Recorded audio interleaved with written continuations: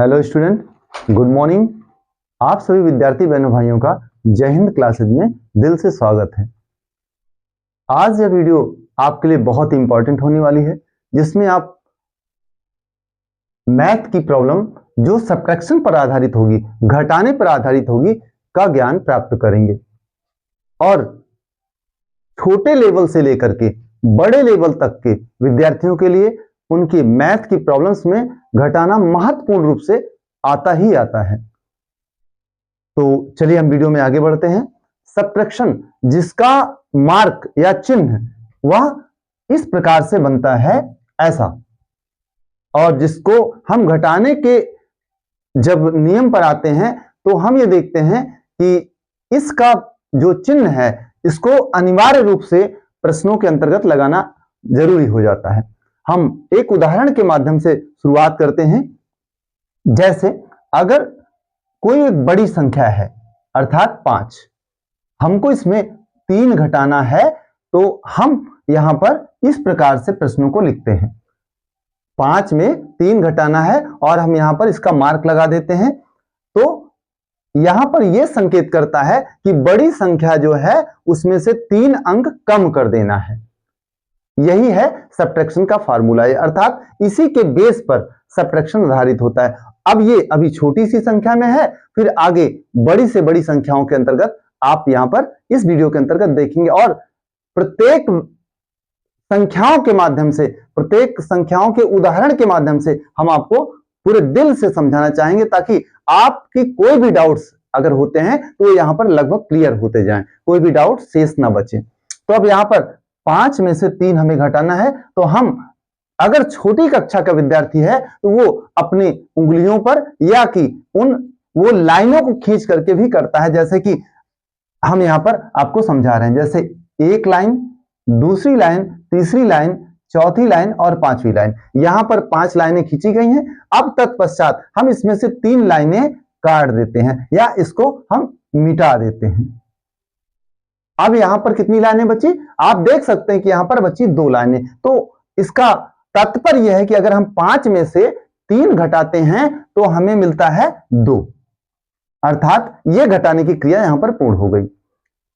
5 में से 3 घटाते हैं तो हमें 2 मिलता है, और यही इसका उत्तर हो जाता है। अब हम किसी बड़ी संख्या के लिए करते हैं इसी प्रश्न को, बड़ी संख्याओं में लेते हैं, इसी माइनस अर्थात ऋण चिन्ह को लगा करके। जैसे अगर हम यहां पर 23 लेते हैं, 23 में से अगर हमें यहां पर 12 घटाना हो तो कैसे करेंगे? तो अब हम यहां पर लाइन खींच करके और फिंगर से नहीं करते हैं, हम इसको डायरेक्ट करते हैं। अर्थात 3 संख्या में से 2 घटाना है, तो 3 में से 2 घटेगा तो हमारा 1 आएगा, और 2 में से 1 घटेगा तो हमारा 1 आएगा।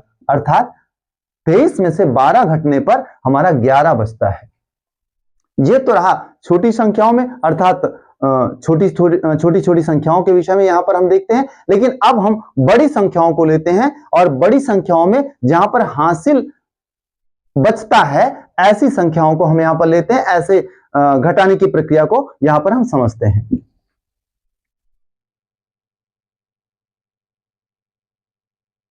तो हम यहां पर एक बड़ी संख्या लेते हैं, जैसे यहां पर हम लेते हैं 97। हम यहां पर 97 लेते हैं एक संख्या, उसमें से हम दूसरी संख्या, कोई ऐसी संख्या जो यहां पर हम लेते हैं वो 68 लेते हैं। 97 में से अब हमें 68 घटाना है। तो अब हम यहां पर कैसे घटाएंगे इसको बाखूबी समझते हैं। तो यह संख्या छोटी है और यह संख्या बड़ी है। इकाई का अंक यहां पर देखते हैं तो 7 छोटा है और 8 बड़ा है। अब 7 अंक में से 8 अंक घटाया नहीं जा सकता है, तो हम क्या करते हैं, जो यहां पर दहाई का अंक है वहां से हम एक उधार ले लेते हैं। अर्थात हम यहां पर जब उधार लेते हैं तो इसके साथ में ये हमारा हो जाता है 17। तो 17 में से 8 हमको घटाना पड़ता है, और 17 में से 8 घटाते हैं तो हमारा बचता है 9। आगे यहां पर है आपका 9, जिसमें से हम एक यहां पर उधार लेके चले गए थे, तो यह हमारा बचता है 8। 8 में से अगर हम 6 घटाते हैं तो 2 बचता है। अर्थात 97 में से 68 घटाने पर हमें कुल 29 प्राप्त होता है। यह प्रश्न सॉल्व हो चुका है।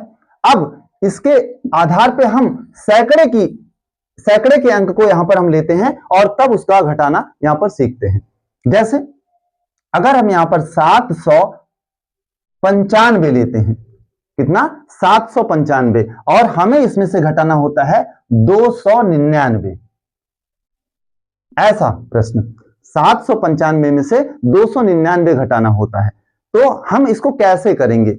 यहां पर देखिए, तो इकाई का अंक इकाई के नीचे होना चाहिए, बहुत ही अनिवार्य होता है। यदि अंकों को सही तरीके से उचित स्थान पे नहीं लिखते हैं तो पहले या तो घटेगा नहीं, और घटेगा भी तो उत्तर उसका गलत आ जाता है। तो हम यहां पर इकाई का अंक इकाई के नीचे, दहाई का अंक दहाई के नीचे और सैकड़े का अंक सैकड़े के नीचे लिखना पड़ता है। अब यहां पर 5 है और नीचे 9 है, तो 5 में से तो 9 घटेगा नहीं, तो हम जो उसके पहले की संख्या अर्थात दहाई की संख्या है वहां से हम एक उधार ले जाते हैं। तो यह जब उधार ले जाते हैं तो यह हमारा हो जाता है 15। अब 15 में से अगर हम 9 घटाएंगे तो कितना शेष बचेगा? तो ये 15 में से 9 घटाने पर हमें बचता है 6। अब ये दहाई का अंक कितना हुआ? दहाई का अंक अब यहां पर कितना होगा?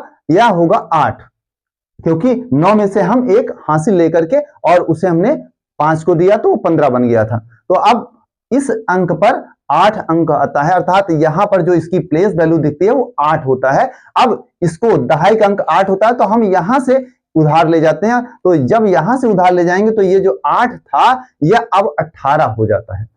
अब 18 में से अगर हम 9 घटाते हैं तो होगा हमारा 9। ऐसा। अब आगे जो सैकड़े का अंक है वो कितना हुआ? अब यहां पर ये 7 था तो हमने एक उधार दिया था, तो ये हो जाएगा अब 6। 6 में से अब हमें 2 घटाना है, तो 6 में से अगर आप 2 घटाएंगे तो कितना हो जाएगा? यह हो जाएगा 4।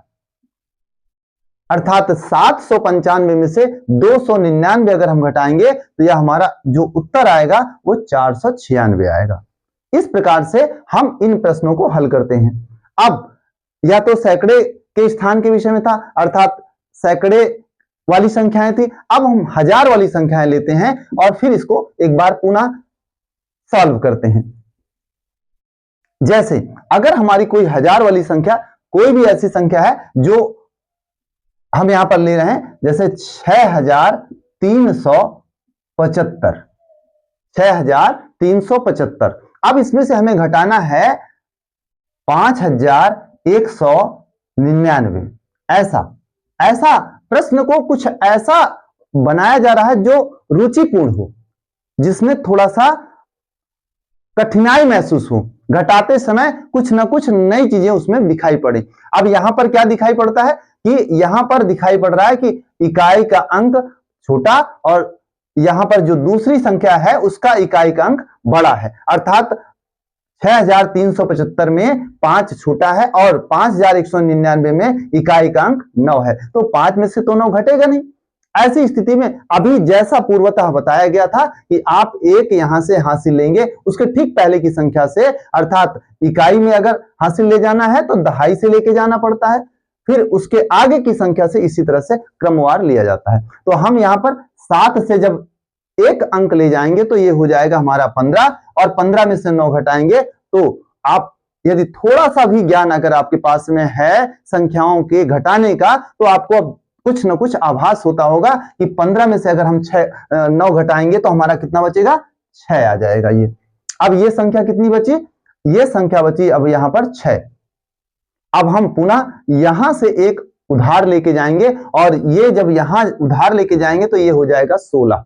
अब 16 में से अगर हम 9 घटाएंगे तो आप अगर अपनी उंगलियों या अपने मस्तिष्क या लाइनिंग का कुछ भी प्रयोग करके आप कर सकते हैं, लेकिन जितना बड़ी कक्षाओं में आप पढ़ते हैं वहां पर उतना अल्प समय होता है कि आपको इसको इतने समय में घटाना है। तो अब आपको अपने मस्तिष्क में ही उन क्रियाओं को करना पड़ता है, इस बात को आपको पूरी तरह ध्यान रखना पड़ेगा।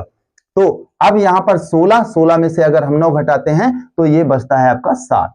अब यह अंक जो था, जो 3 था, अब इसकी जो वैल्यू इस समय में है, क्योंकि इसने एक उधार दे दिया था तो इसकी वैल्यू अब इस समय बचेगी 2। तो 2 में से 1 घटाएंगे तो कितना आएगा? 1।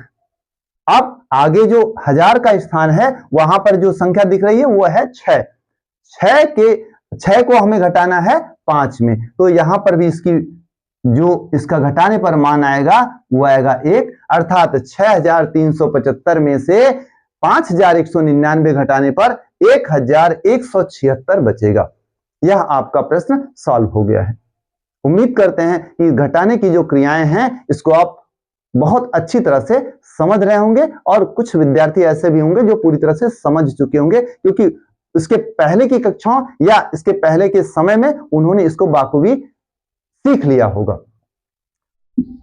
अब हम आपको नए रूल्स की तरफ ले चलते हैं। नए रूल्स क्या, ये रूल्स तो पुराने ही होते हैं, बशर्ते हम उसको सीखे नहीं होते हैं, जो हम आपको यहां पर बताने वाले हैं। अर्थात अब संख्याओं को घटाने के लिए जो बड़ी कक्षा के विद्यार्थी हैं उनके लिए कुछ ऐसे यहां पर रूल्स हैं जिसको उन्हें सीखना बहुत अनिवार्य होता है, और छोटे क्लास के विद्यार्थियों के लिए भी ये बहुत अनिवार्य है। जैसे अब हम यहां पर बताते हैं, जैसे अगर हम कोई प्लस की संख्या है और दूसरी भी प्लस की संख्या है, अगर दोनों को घटाते हैं तो उसका जो मार्क है जो आगे आता है, बहुत इंपॉर्टेंट होने वाली वीडियो, आप ध्यान रखें कि अगर हम कोई धनात्मक संख्या है उसमें कोई दूसरी धनात्मक संख्या को घटाते हैं तो उसका जो अंक आता है, उसका जो उत्तर में उसका जो चिन्ह आता है वह यहां पर बड़ी संख्या का मार्क लेके जाता है। बड़ी संख्या का चिन्ह वह साथ में जाता है। जो भी बड़ी संख्या होगी वह चाहे यह बड़ी संख्या होगी और चाहे यह बड़ी संख्या, दोनों में से बड़ी संख्या का चिन्ह उसके साथ में चला जाता है। अब दूसरा है, यदि कोई संख्या ऋणात्मक है और दूसरी संख्या धनात्मक है तो ऐसी स्थिति में जो इसका जो आंसर आएगा, जो इसका उत्तर होगा, वहां पर ये भी ऋण होगी और ये भी ऋण, तो ऐसी स्थिति में उसका जो चिन्ह आएगा वह भी ऋण चिन्ह होगा।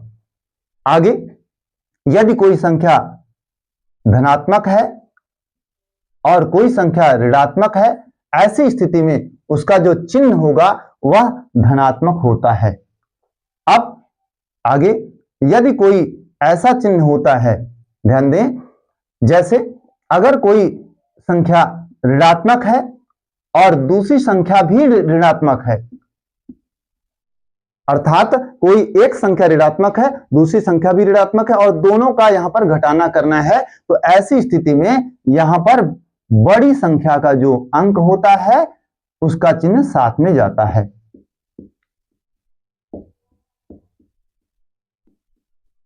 बड़ी संख्या का चिन्ह जो होता है वह उसके साथ में जाता है। एक बार आप पुनः ध्यान देंगे और फिर हम इसको उदाहरण के रूप में एक एक प्रश्न को सॉल्व करते हुए इन चिन्हों के जो उत्तर में अंक आते हैं, वहां उत्तर में जो चिन्ह आते हैं उसको हम यहां पर बताते चलेंगे। अब ध्यान दें, जैसे हमने ये बताया कि पहला जो मार्क है वो धन और धन चिन्ह का अगर है तो क्या होगा, तो वो होगा बड़ी संख्या का जो चिन्ह होता है वह साथ में जाता है। जैसे हम यहां मानते हैं हम कि अगर कोई संख्या 7 है और ये धनात्मक है और दूसरी संख्या यहां पर 3 है और ये भी धनात्मक है, तो अब क्या होगा, तो यहां पर देखें कि यह धन चिन्ह 7 का और यह ऋण और धन, जब ब्रैकेट खुलेगा तो यह इसके जो चिन्ह है इसके रूप को बदल देगा, अर्थात ऋण और धन मिलकर के यह ऋण हो जाएगा, अर्थात यह ऋण 3 हो जाएगा। अब ऐसी स्थिति में यहां पर अगर आप देखें तो 7 का जो अंक है वो बड़ा है और 3 का अंक जो है छोटा है, 7 के अनुपात में, 7 की तुलना में, तो जो इसका उत्तर आएगा वह इससे ये घट करके आएगा धन 4। जैसा कि आपको यहां पर बताया था कि अगर धन और धन संख्याएं हैं और उनके बीच में घटाना हो रहा है या सब्ट्रैक्शन हो रहा है तो बड़ी संख्या का चिन्ह साथ में जाएगा, अर्थात यहां पर 7 का जो अंक है वो धनात्मक है तो उसका चिन्ह साथ में लेके जाता है। ठीक, अब आगे, यदि कोई संख्या ऐसी है कि उसका निशान ऋणात्मक है, एक संख्या ऐसी है जिसका निशान ऋणात्मक है और दूसरी संख्या उससे धनात्मक जिसको घटाया जाता है, तो वहां पर उसका चिन्ह ऋण आता है। कैसे, हम देखते हैं यहां पर, जैसे कोई संख्या 7 है, यह ऋणात्मक है और दूसरी संख्या यहां पर 3 है जो धनात्मक है। तो ऐसी स्थिति में हम इसके ब्रैकेट को जो ओपन करेंगे, ब्रैकेट को खोलेंगे, तो यहां पर हम पाते हैं कि ऋण 7 और ऋण और धन मिलकर के ऋण हो जाएगा ऋण 3। अब यहां पर देखें ऋण 7 और ऋण 3 यह दोनों आपस में जुड़ जाएंगे, निशान ऋण का लेकर के जाएंगे, अर्थात ये होगा आपका ऋण 10। अर्थात यहां पर अगर आप देखें तो हमने ये बताया था आपको अभी कि ऋण संख्या किसी धन संख्या के साथ में अगर घटेगी तो वह ऋण चिन्ह हो जाता है। तो यहां पर भी आप देखें तो उम्मीद करते हैं आपका डाउट पूरी तरह से क्लियर हो चुका होगा। आगे पुनः हम एक नए उदाहरण के लिए यहां पर तैयार रहेंगे। तो अगर कोई संख्या ऋणात्मक है और दूसरी संख्या भी ऋणात्मक है और उनका यहां पर घटाना किया जाता है, अर्थात उसको दोनों को घटाया जाता है, तो जो बड़ी संख्या बनती है, अर्थात यहां पर बड़ी संख्या का जो अंक है उसका मार्क आ जाता है।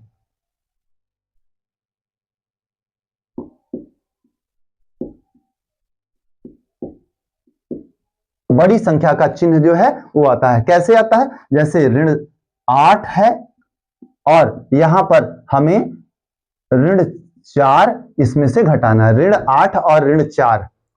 अब देखें तो हम ब्रैकेट को खोलते हैं, ब्रैकेट को खोलते हैं तो ये हो जाता है ऋण 8 और ऋण मिलकर के ये धन हो जाता है, अर्थात ये धन 4 हो जाएगा। ध्यान दें, ऋण और ऋण जब मिलता है अर्थात ब्रैकेट को ओपन करने पर या इसके साथ में मल्टीपल कर लेता है और तो ये धन चिन्ह बनता है। तो अब यहां पर कौन सा अंक बड़ा है, 8 का या 4 का? आप स्वयं देख पाते होंगे कि 8 का अंक बड़ा है और 4 का अंक छोटा है। तो अब यहां पर 8 और 4 अर्थात यह इसके साथ में घटेगा, लेकिन अंक जो बनेगा उसमें जो चिन्ह है वो ऋण का जाएगा, अर्थात 8 में से 4 घटाएंगे तो 4 आएगा और यह ऋण का चिन्ह होगा। तो इस प्रकार से यह आपका क्लियर होता है।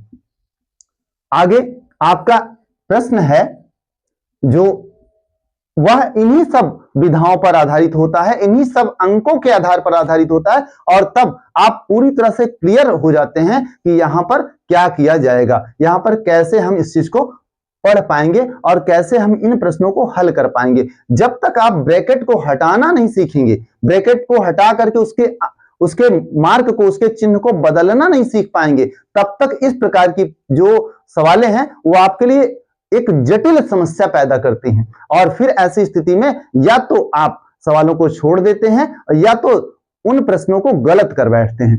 तो ऐसी स्थिति में ना तो आपको प्रश्नों को गलत करना है, ना तो सवालों को छोड़ना है, आपको सिर्फ एक चीज करना है, प्रश्नों को जैसा कि आपको वीडियो में बताया जा रहा है बाखूबी सीखना है और सीख करके प्रश्नों को सही सही करना है। तो अब अंतिम जो रूल्स यहां पर है वो आपको यहां पर बताया जा रहा है। जैसे कोई अंक धन का है और इसमें हम कोई अंक ऋण का घटाना है, ठीक, तो उसमें अंक अर्थात उसका जो मार्क आएगा वो आएगा धनात्मक। कैसे आएगा वो आप देखिए यहां पर, जैसे यहां पर धन 9 है और इसमें हमें ऋण 3 घटाना है, धन 9 में से ऋण 3 हमें घटाना है, ठीक। ऐसी स्थिति में अब इसका मार्क क्या आएगा, हम इसको सॉल्व करते हुए आगे बढ़ते हैं तो आपको स्वयं मिल जाएगा इसका उत्तर। तो ये धन 9 और ऋण यह धन हो जाएगा, अर्थात धन 3 हो जाएगा। अब यहां पर अगर देखें तो क्या प्रक्रिया आपको नजर आ रही है कि यह जुड़ने के लिए तैयार हो गया है, अर्थात यह योगफल कर लेगा इसके साथ में। तो धन 9 और धन 3 यह मिलकर के यहां पर 12 हो जाएगा और चिन्ह कौन सा लेगा, आप ध्यान दें, यह होगा धन 12। तो अब जैसा कि भी जो अंत में बताया गया, ये सारे जो चारों नियम कि कैसे धन ऋण के साथ अब क्रियाएं करता है घटाने में, कैसे ऋण के साथ क्रियाएं करता है घटाने में, तो वो आपके डाउट पूरी तरह क्लियर हो गए होंगे। अब एक जटिल प्रश्न है आपके लिए जिसको आप यहां पर देखेंगे कि कैसे वो सॉल्व किया गया है और फिर यह उन बच्चों के लिए है, उन विद्यार्थियों के लिए है जो वनडे एग्जाम में तैयारी करते हैं, जो वनडे एग्जाम के लिए खुद को प्रिपेयर कर रहे हैं कि हाँ हमें बेहतर तरीके से इस चीज का नॉलेज हो जाए और वो नए किसी भी प्रतियोगी परीक्षाओं में बैठ करके और परीक्षाओं को क्लियर कर सके, परीक्षाओं को विन कर सके। तो यहां पर है, जैसे अगर कोई संख्या है -4, इसमें अगर हम घटाते हैं +4 और फिर उसके बाद हम -4 और फिर -4 और फिर -4। अगर ऐसा कोई प्रश्न है जो बड़ी कक्षाओं में लगभग आता ही आता है, तो हम क्या करेंगे? तो हम यहां पर इन संख्याओं के जो संख्याएं हैं उसके जो ब्रैकेट्स हैं उसको हम ओपन करेंगे और जो अभी रूल बताए गए हैं उनके आधार पर हम ओपन करेंगे और ओपन करके देखते हैं कि कैसे ये सॉल्व होता है। तो ये आपका -4 ऐसा हो जाएगा और ये देखिए माइनस और प्लस ये मिलता है तो क्या हो जाता है? माइनस और प्लस होगा तो माइनस होगा, अर्थात -4 ये भी हो जाएगा।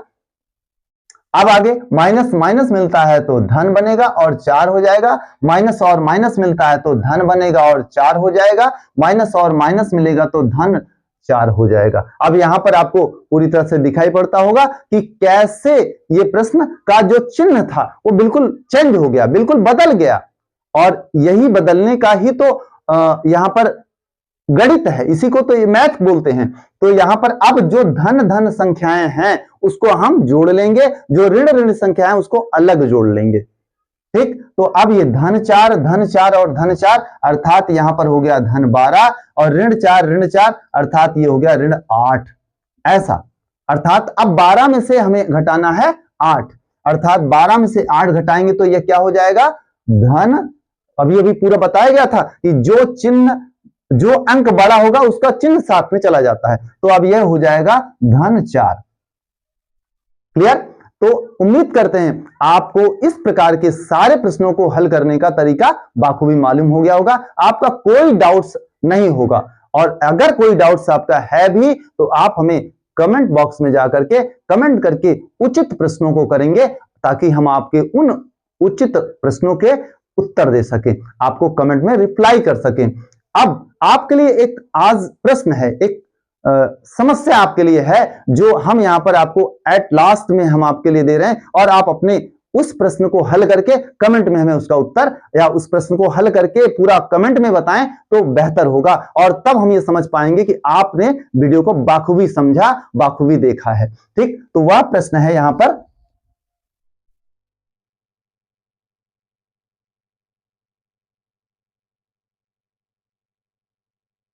वो प्रश्न है यहां पर जैसे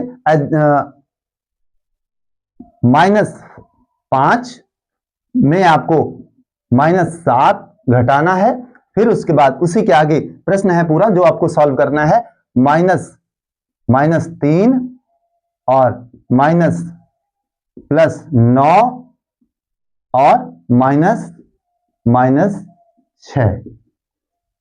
ध्यान से देखें, यह प्रश्न आपको सॉल्व करके कमेंट में इसका उत्तर देना है। ठीक, तो अब आपको पूरी तरह से इस वीडियो को देखने के लिए एक बार धन्यवाद। आप वीडियो में बने रहे और वीडियो को पूरा देखा, इसका यह तात्पर्य है कि आपने काफी कुछ सीख लिया।